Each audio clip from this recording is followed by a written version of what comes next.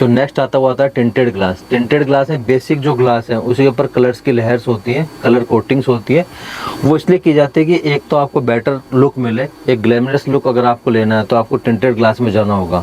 ये जरूर है कि टिंटेड ग्लास यूज़ करने के बाद में बाहर से जो रिफ्लेक्शन है वो थोड़ा कम होगा और विजिबिलिटी भी आपकी कहीं ना कहीं गिरेगी। जैसे आप ब्लैक रिफ्लेक्टिव ग्लास यूज़ करते हैं तो जो आपको प्रोडक्ट मिलने वाला है उसमें बाहर की साइड से आपको ब्लैक ज़्यादा दिखेगा और अंदर जो रोशनी का इफेक्ट है या जो आपको लाइट है, सनलाइट है, जो भी चीज़ें हैं वो अंदर कम ट्रांसमिट होगी। एटलीस्ट 50% तक भी ब्लैक में रिड्यूस हो जाती है। और अलग अलग ग्लासेस के कलर के हिसाब से देखेंगे तो कम और ज़्यादा होती है। जैसे ब्लू हो गया, ग्रीन हो गया, उनमें थोड़ा कम होगा। या ब्राउन ग्लास के फॉर्मेट में जाएंगे तो उसमें थोड़ा और रिफ्लेक्शन कम होगा। कहने का मतलब कि जो सनलाइट आने का जो प्रोविज़न है, जो 100% सनलाइट क्लियर ग्लास में हमें मिलती है, अगर हम ये टिंटेड ग्लास लगाते हैं तो उसके बाद में वो चीज़ें थोड़ी रिड्यूस होकर आती है। बट आपको ग्लैमरस लुक लेना है, एक आपको मॉडर्न इंडस्ट्री के हिसाब से चीज़ देखते हैं तो इसका डिफरेंट लुक है, तो हमें उस स्थिति में हम टिंटेड ग्लास का यूज़ करते हैं। नेक्स्ट जो ग्लास आता है हमारा था पैटर्न ग्लास या ऑफ सिक्योर्ड ग्लास। उसके अंदर कुछ पैटर्न ग्लास के ऊपर डिजाइन किए जाते हैं।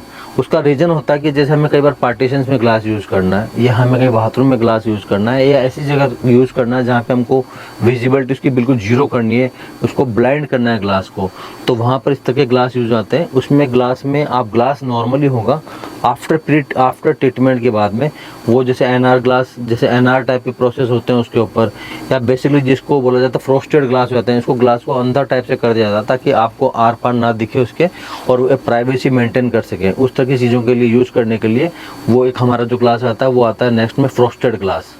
उसके बाद में जो आज की तारीख में बहुत ज़्यादा यूज़ हो रहा है, आपने देखा होगा बिल्डिंगों के अंदर कई बार हमने सिक्योरिटी के लिए हमने लोहे की ग्रिल्स लगा के रखी है विंडो के अंदर, या जहाँ भी जाएंगे आप लोहे की ग्रिल से पैक किया हुआ है। एमएस की ग्रिल लगी हुई है, एसएस की ग्रिल्स लगी हैं।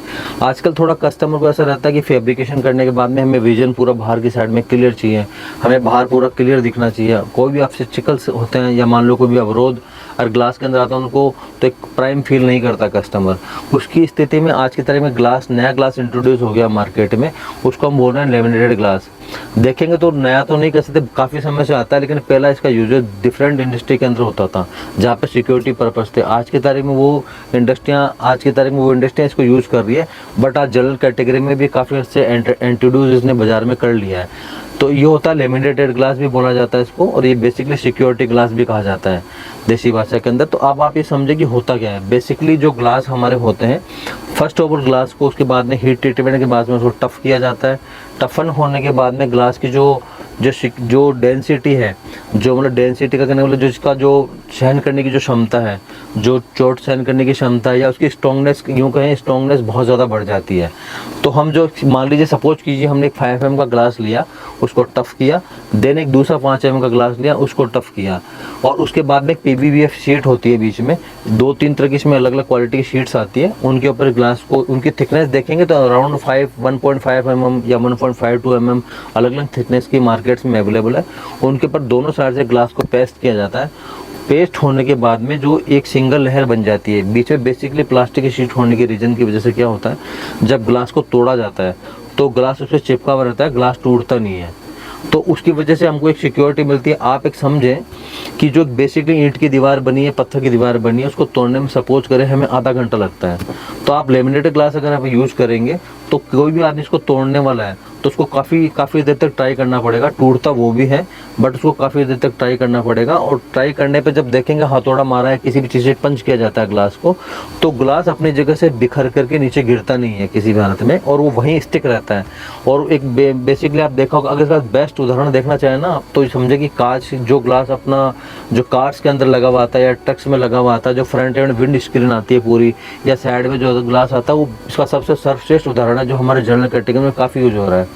हालांकि उसकी थिकनेस काफ़ी कम है, कंपनियों ने उसकी थिकनेस उसी हिसाब से रखी है कि हमको जो ग्लास चलाने हैं या विंडो के ग्लास अप एंड डाउन करने हैं या सामने की विंड स्क्रीन जो बनी हुई है उसके साथ परफेक्टली मतलब वो परफेक्ट रहे, तो उनकी थिकनेस काफ़ी कम है। बट हाउस होल्ड स्थिति में, कमर्शियल कैटेगरी में हम देखेंगे तो ये चीज़ समझना कि ये चीज़ ऊंचाई के हिसाब से बिल्डिंग में किस लेवल पे ग्लास लग रहा है, दूसरी मंजिल पे लग रहा है, 5वीं मंजिल से लग रहा है, या कितने फ्लोर पे लग रहा है, विंड प्रेशर के हिसाब से भी ग्लास को डिजाइन किया जाता है। तो सिक्योरिटी की जो बात करते हैं, सिक्योरिटी बेसिकली जैसे फर्स्ट फ्लोर हो गया, ग्राउंड फ्लोर हो गया, यहाँ ज़्यादा प्रेफरेबल रहती है क्योंकि ये किसी भी आदमी की अप्रोच में बिल्डिंग रहती है उसके अंदर, तो उसी हिसाब से सिक्योरिटी ग्लास को डिजाइन किया जाता है। तो बेसिकली लेमिनेटेड ग्लास है वही सिक्योरिटी ग्लास है, और वो आज की तारीख में काफ़ी चल रहा है। उसकी वजह से लोग अपने मकानों की ग्रिल्स हटा पाते हैं और चीज़ों का विजन क्लियर कर पाते हैं, और ऑब्स्टिकल बीच में फील नहीं करते और एक क्लियर विजन फील कर पाते हैं अपने मकान के साथ में। तो लगता है कि लग्जरी प्राइम फील प्राप्त करने के लिए हमें कहने कि लेमिनेटेड ग्लास का यूज़ बहुत ज़्यादा बढ़ रहा है, और सिक्योरिटी पर्पज से तो नो डाउट बेटर है ही।